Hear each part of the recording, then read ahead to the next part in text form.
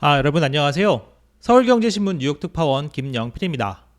오늘 제롬 파월 연준 의장이 워싱턴 이코노미 클럽 대담이 있었습니다. 큰 틀에서는 2월 FOMC 정도 수준, 물론 이제 그 사이사이에 좀 매파적인 시도도 있었고 비둘기파적인 좀 달램도 같이 있었는데 어쨌든 크게 달라진 것 같지는 않다. 크게 비슷하다. 그렇기 때문에 그리고 생각보다 덜 매파적이었다. 왜냐하면 이제 시장에서는 조금 더 매파적으로 나올 수 있다고 많이 봤거든요. 그것 때문에 좀 걱정을 했었는데 그렇지 않았다. 그것 때문에 오늘 증시가 모두 상승했습니다. 그래서 오늘 3월 월스트리트는 이 파월 의장 오늘 대담을 중심으로 좀 풀어볼 텐데요. 제목은 좀 이렇게 꼽아봤습니다. 덜 매파적이었던 파월, 큰 틀에서는 비슷했던 파월 이렇게 생각하시면 될 것 같아요. 그리고 이제 파월이 한 얘기인데 강한 고용은 인플레 둔화를 좀 오래 걸리게 한다. 즉 고용이 1월에 너무 강했어서 인플레 둔화 속도가 좀 더 늦어질 것이다. 이런 얘기를 했다는 점 참고하시면 좋겠습니다.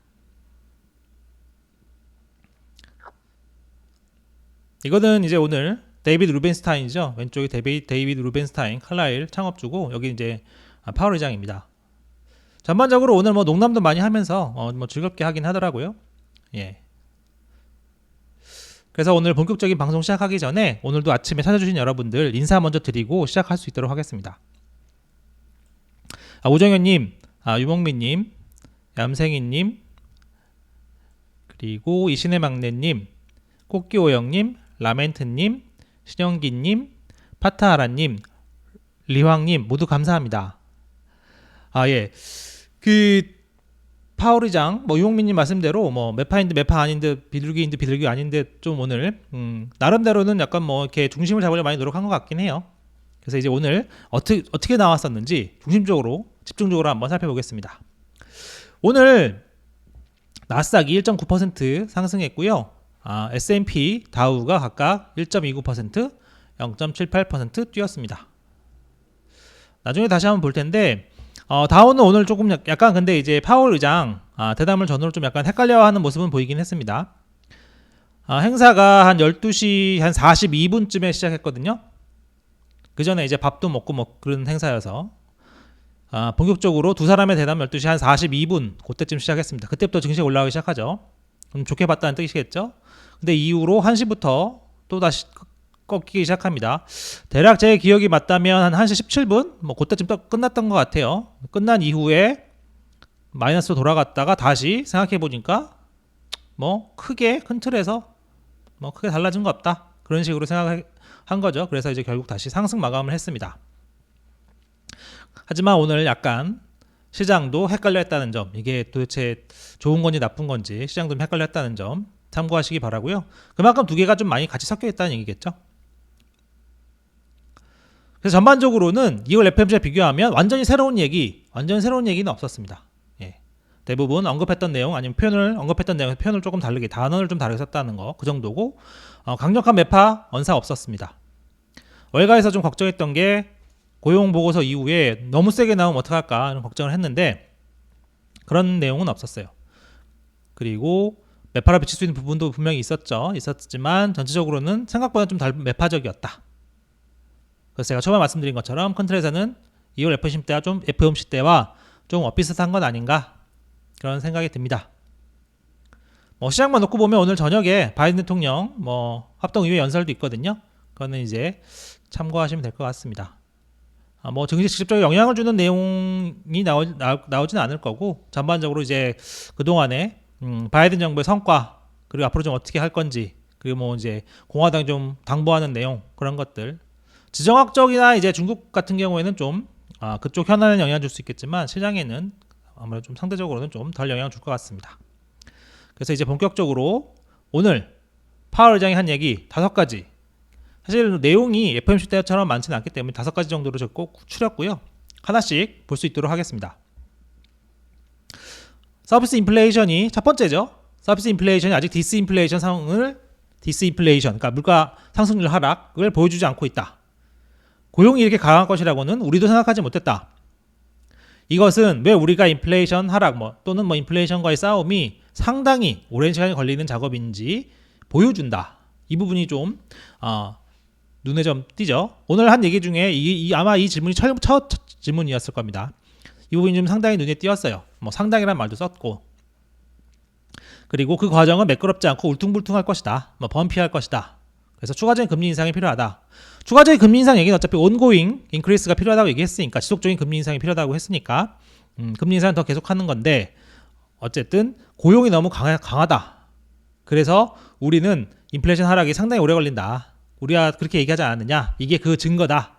그러면서 인플레이션과의 싸움이 좀 길어질 수 있고 금리, 또 더 높은 금리가 더 오래 갈 수 있음을 보여줬습니다. 그래서 인플레 하락에 시간이 더 걸린다. 더 높은 금리 더 오래 갈 수 있음을 시사하는 거다. 이렇게 해석을 하면 되겠고요. 두 번째입니다. 두 번째는 이제 금리는 데이터에 따라 결정한다. 이것도 다 FOMC 때 했던 얘기입니다. 사실 첫 번째 제가 짚어드렸던 부분도 뭐 일부 표현, 뭐 범피하다 뭐 이런 것 말고는 대부분 다 2월 FOMC 때 했던 얘기죠. 그러면서 데이터가 우리 예상보다 더 강력하게 계속 들어오고 지난해 FOMC 때보다 더 많은 금리 인상 필요가 있다고 결론 내리면, 지난해 FOMC 때 5.0에서 5.25를 찍었잖아요. 그때보다 더 많은 금리 인상이 필요하다고 결론이 내려지면 확실히 금리를 더 인상하겠다. 이 또한 2월 FOMC 때 했던 얘기입니다. 근데 약간 재밌는 거는 그때는 내릴 수 있는 부분도 얘기했거든요. 더 이제 그때는 어떻게 얘기했냐면 인플레가 계속 높고 더 강한 게 데이터 계속 들어오면 우리는 12월 FOMC 때보다 금리를 더 올릴 수 있다. 하지만 시장의 생각처럼, 시장은 원래 지금 더 낮게 추정금리 더 낮게 왔었고 연말에 금리 인하를 예상했잖아요. 시장의 예상처럼 인플레이션이 확 떨어진다면 그것은 우리 정책에 반영될 거다, 이런 식으로 얘기했었어요. 그러니까 이 얘기는 내릴 수도 있다는 얘기였었잖아요.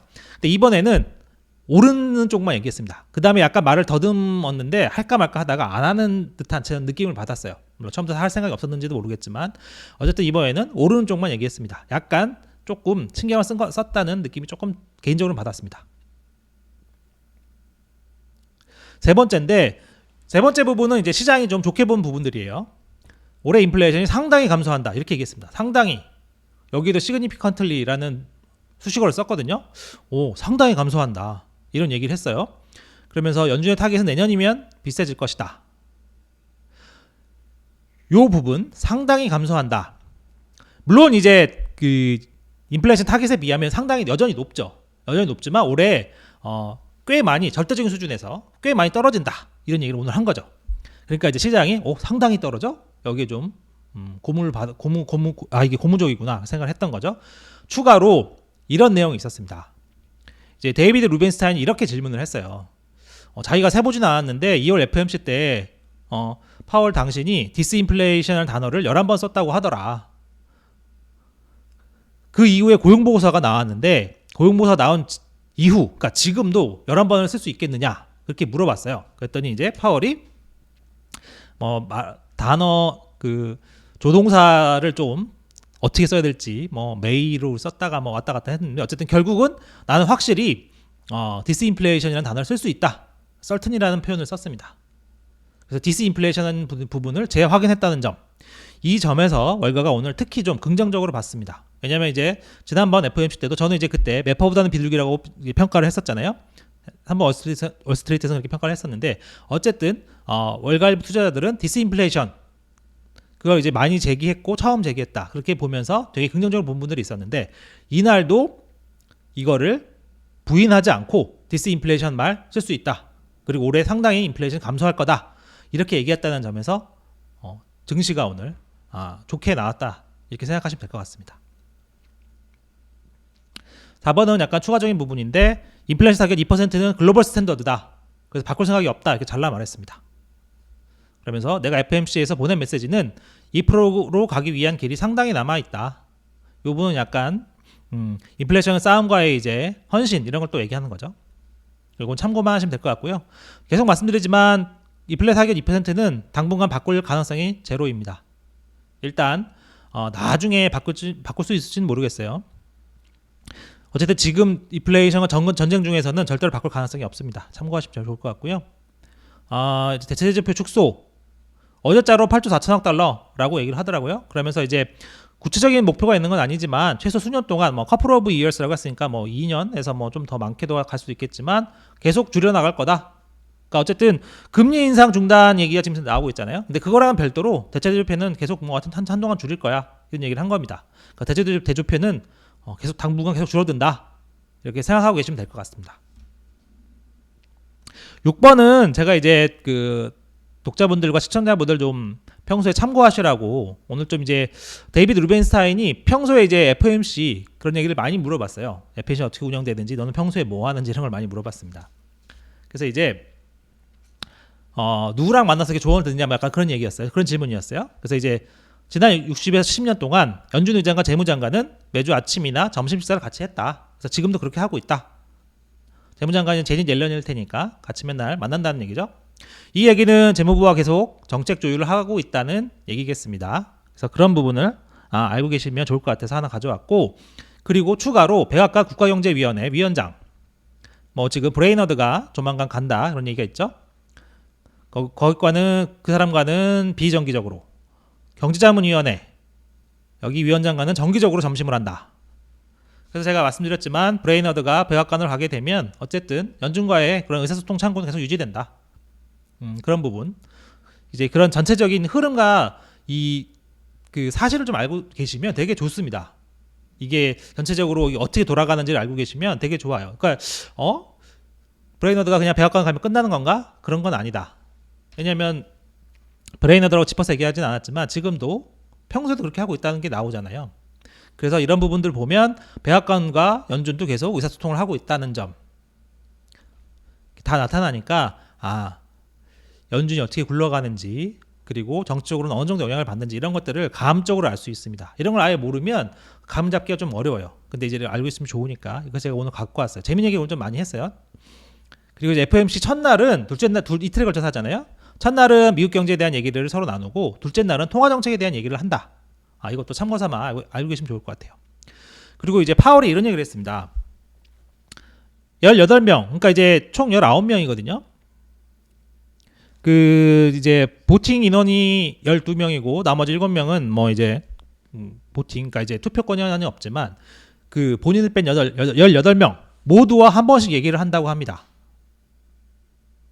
그러니까 조금 이제 한국에서 좀 이렇게 좀 지나치게 아시는 분들은 야, 투표권 없으면 아무것도 아니야 이렇게 생각하시는 분들이 계시는 것 같아서 제가 이것도 한번 참고서 한번 가져왔습니다.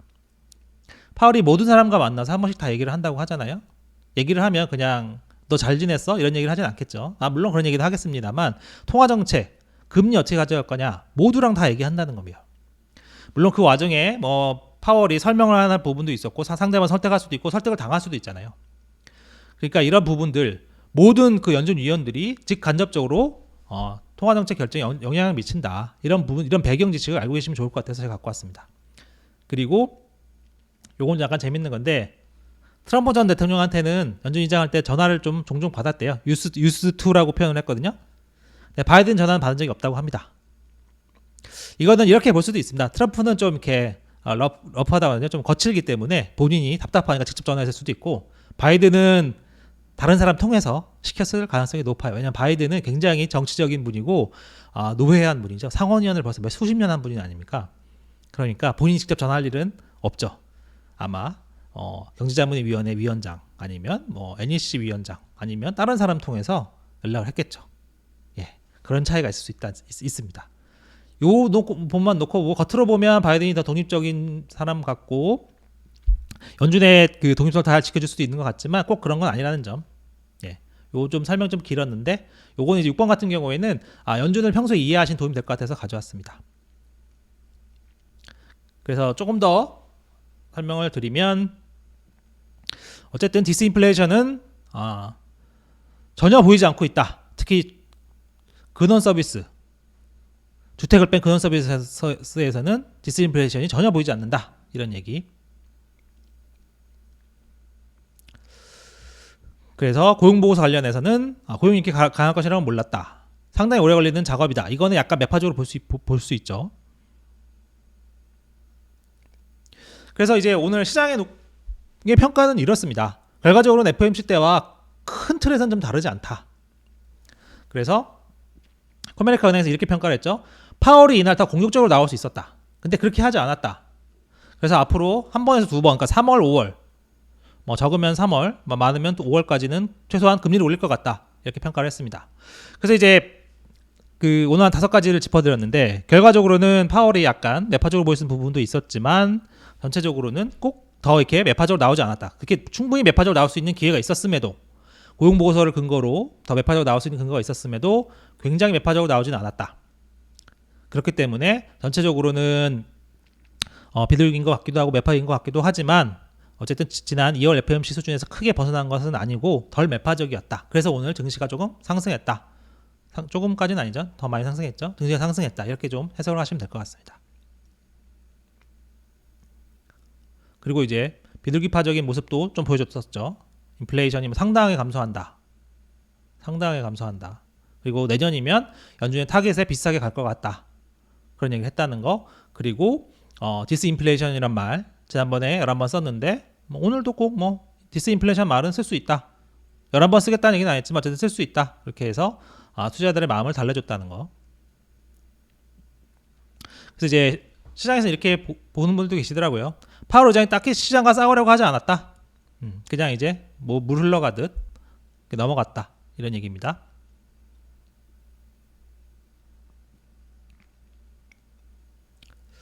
근데 이제 조금 같이 좀 봐야 되는 게 제가 항상 같이 말씀드리지만 어쨌든 오늘 얘기한 걸로만 따져보면 뭐 2월 FOMC 때와 큰 틀은 다르지 않지만 어쨌든 추가 금리 인상이 가능한 부분이 계속 있습니다. 중요한 거는 파월이 이날 사실 2월 FOMC에서도 양쪽 측면을 다 조금씩 다 얘기를 했거든요. 근데 이날도 마찬가지입니다. 계속 이제 양쪽을 다 얘기하고 있어요. 또 매파적으로 나올 수 있는 부분, 비둘기파적으로 나올 수 있는 부분. 양쪽을 거쳐놓고 있죠. 서비스 인플레에 대한 걱정은 상당히 큽니다. 그렇기 때문에 향후 데이터에 따라서 파월은 양쪽이 다 다리를 걸쳐놨기 때문에 좋게 나오면 그러니까 인플레가 확 떨어지거나 좋게 나오면 그래 내가 그때 비둘기파적인 얘기 했으니까 그거에 따라서 그렇게 갈 거라고 얘기할 거고 인플레이션이 갑자기 또 높게 나오면 그래 니네 이번에 지난번에 내가 얘기했지 않니 시간 오래 걸린다니까 오래 걸릴 거야 이렇게 얘기할 가능성이 높아요. 그러니까 지금 양쪽에 다리를 걸치고 있기 때문에 여러분들도 양쪽에 다리를 다 걸치고 보셔야 됩니다. 이게 사실 어려운 일이죠. 양쪽에 다리를 다 걸치고 보는 게 어려운 일인데 파월 자체도 지금 오늘 자체도 저는 볼 땐 그래요. 지난번에 그렇게 양쪽으로 다리를 걸쳐놨기 때문에 그 이후에 고용보고서 좋게 나오니까 니네 내가 지난번에 얘기했잖아. 오래 걸린다니까 이런 식으로 또 나오는 거죠. 그러니까 어느 쪽으로도 틀리지 않기 위해 지금 양쪽으로 걸치고 있기 때문에 여러분들도 양쪽을 같이 보셔야 됩니다. 그 얘기는 지금 5.0에서 5.25까지는 시장도 간다고 보잖아요. 근데 그것보다 좀 더 올라갈 수도 있기 때문에 그런 리스크를 같이 보셔야 된다는 말입니다. 좀 더 올라가면 증시 조금 더 조정을 받을 수 있겠죠. 그런 리스크들이 다 연결되어 있기 때문에 항상 같이 보실 필요가 있겠습니다. 그래서 이제 닐 카시카리가 오늘 그렇게 얘기를 했었죠. 이건 이제 그 파월 의장의 대담 전에 아침 일찍 CNBC랑 인터뷰에서 나왔던 건데 이겁니다. 연준이 충분한 그 진전을 보지 못했다. 그래서 그의 전망을 유지한다. 그의 전망은 5.25에서 5.50입니다. 그러니까 연준이 지난해 12월에 평균 내놓은 게 5.1%로 5.0에서 5.25잖아요. 그래서 시장도 거기까지는 지금 왔는데 카시카리는 지난해 12월에도 5.25에서 5.5를 적어냈다는 거죠. 그때도 높게 적어냈었는데 지금 상황을 보니까 고용보고서가 자기 생각을 더 굳힌다. 난 아직도 5.25에서 5.5야. 이렇게 얘기를 한 거죠. 이 얘기인즉슨 카시카리는 지금 그 연준이 제시한 최종금리보다도 한 단계 더 올려야 된다고 생각한다는 거잖아요. 그러니까 요게 그 어제도 라파엘 버스틱도 한 단계 더 올라갈 수도 있다. 물론 나는 아직 5.0에서 5.25지만 한 단계 더 올라갈 수도 있다고 본다. 고용보고서 때문에 이렇게 얘기를 했었잖아요. 그러니까 아직은 대세는 5.0에서 5.25로 보는 게 맞겠지만 연준 내에서요. 하지만 이게 상황에 따라서 다른 데이터들이 또 좀 더 이렇게 너무 강하게 나오거나 이렇게 하면 조금 더 올라갈 수 있는 부분들이 지금 계속 생기고 있는 부분이 있기 때문에 이 부분 리스크를 같이 고민하셔야 될 것 같습니다.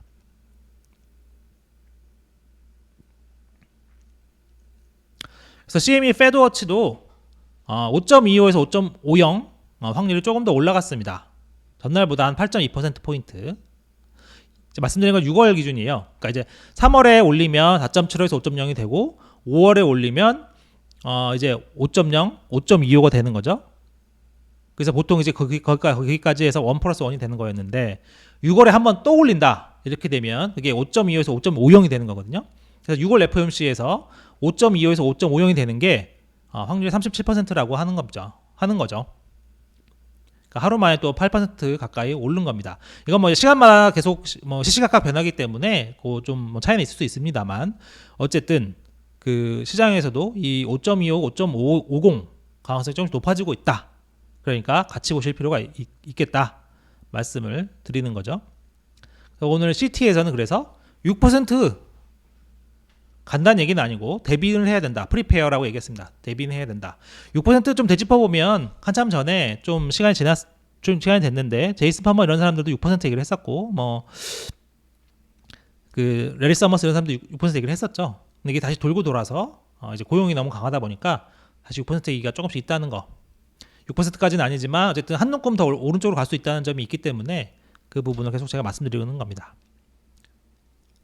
나머지는 이제 시장 얘기인데 오늘은 그 전반적으로 이제 파월 얘기가 중심이어서 간단하게만 제가 분석을 했고요. 아무래도 이제 증시가 상승하니까 랠리에 대한 기대감 좀 커지고 있습니다. 지금 오늘도 이제 S&P가 상승했으니까 1월 랠리가 좀 이어질 수 있다 그런 얘기들 좀 있는 거고 이제 테슬라가 $1,500 갈 수 있다 그런 얘기도 있었는데 이건 테슬라 주식을 보유한 분이니까요. 좀 감안해서 보실 필요는 있겠습니다. 그 다음에 요새 계속 콜옵션 얘기 말씀 많이 드렸었는데 콜옵션 거래 굉장히 많다는 거. 일단 어떻게 보면 오늘 파월 좀 고비였죠. 사람들 걱정을 많이 했었는데 고비를 일단 넘겼습니다. 그래서 내일 이제 뉴욕 연방준비은행 총재 그 다음에 크리스토퍼 월러이사가 좀 중요한 키를 많이 쥐고 있죠. 월러이사가. 그리고 월러이사가 중요한 발언을 많이 하기 때문에 윌리엄스 총재랑 월러이사 발언은 내일 또 좀 추가로 봐야 될 것 같습니다. 그다음에 미시간대 인플레 기대, 그다음에 다음 주에 있는 또 CPI 중요하죠. 그런 부분들 같이 봐야 되는데 개인적으로는 좀 이제 상황을 좀 계속 더 봐야 될 것 같습니다. 아무래도 이제 파월도 양쪽에 걸치고 어떻게 나올지 모르기 때문에 좀 지금 갈수록 데이터 의존도 높아지는 것 같아요. 예, 시장도 그렇고 연준도 그렇고요.